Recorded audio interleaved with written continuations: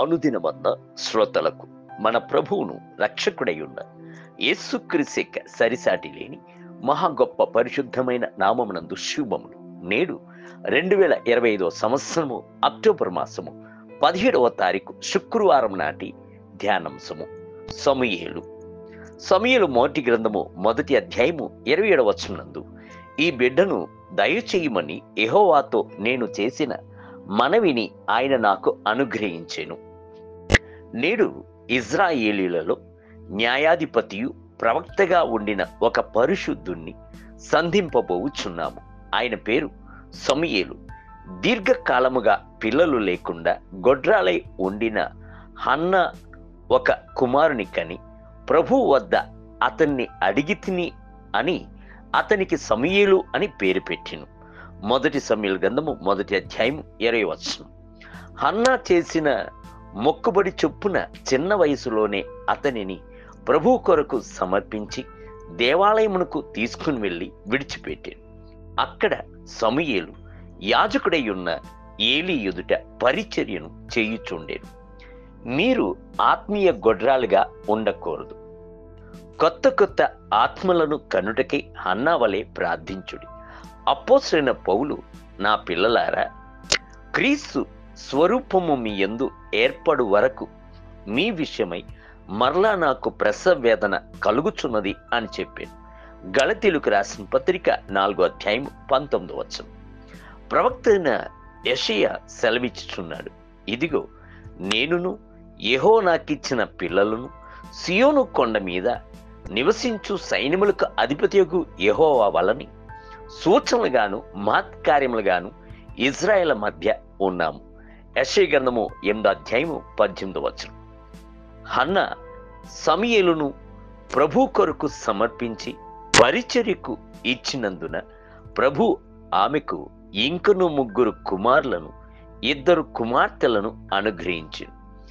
మీరు ప్రభు యొక్క కార్యముల యందు అక్కర గలవారై ఉన్నప్పుడు ప్రభు మీకు లోక ప్రకారమైన ఆశీర్వాదములను, ఆత్మీయ ఆశీర్వాదములను చేర్చి అనుగ్రహించును.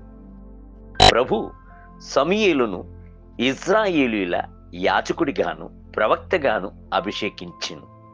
సమూయేలు చేతుల ద్వారా మొట్టమొదటి 2 రాజులను ప్రభువు అభిషేకించెను. మొదటి రాజు సౌలు, 2వ రాజు దావీదు. తన జీవిత దినముల అంతటను డాగు ముడత లేకుండా సమూయేలు తన్ను కాపాడుకొనెను. అంతము వరకును సాక్ష్యం గల పరిశుద్ధమైన జీవితమును జీవించెను. ఇది మనకు మంచి మాదిరికరము కదా. సమూయేలు బాల్యము మొదలుకొని దేవుని యొక్క స్వరమును విని దాని చొప్పున చేసెను. ఆయన ప్రవక్తగా విరాజిల్లుటకు గల కారణమును రహస్యమును ఇదియే. దేవుని స్వరమును వినువాడు ప్రవక్తగా మారుచున్నాడు. మీరును ఆత్మీయ జీవితం యొక్క ప్రారంభము నుండే దైవస్వరమును విని అలవాటు చేసుకున్నాడు. అప్పుడే దైవ చిత్తమును సంపూర్ణముగా చేయగలరు.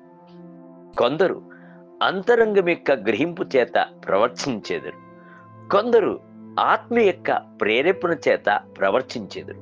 అయితే సమూయేలు దేవుని స్వరమును విని ప్రవర్తించువాడే ఉండెను.